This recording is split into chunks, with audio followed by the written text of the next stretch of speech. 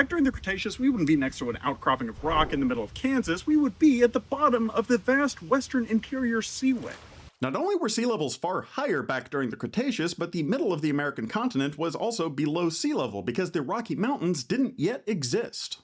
The Western Interior Seaway was a vast, warm, shallow, at its deepest only about 600 feet, inland waterway that was home to some of the most impressive and terrifying marine predators that the Earth has ever seen, unless you're a krill or a giant squid, in which case sperm whales and blue whales are a bit more intimidating.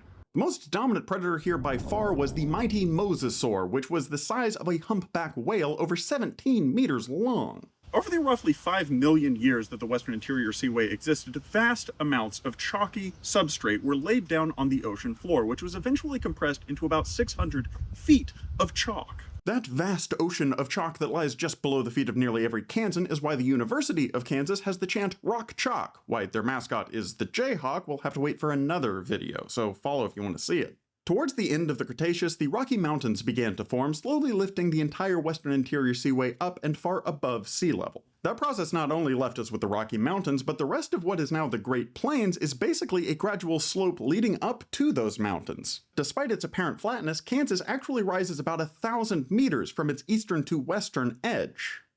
Unfortunately, I haven't been completely honest with you because I'm not standing next to a piece of Kansas limestone because I'm not in Kansas anymore. I'm in Kansas City, Missouri. But to be fair, Kansas is about 4 miles that way, and Kansas City was built on a bedrock of limestone and shale, something that I'll be talking about in a future video. On the next full episode of Weird Borders, though, why China's capital Beijing used to be and is sometimes still called Peking. Well, the reason is basically because nobody knows how to read, so follow if you'd like to see that. Thanks for watching.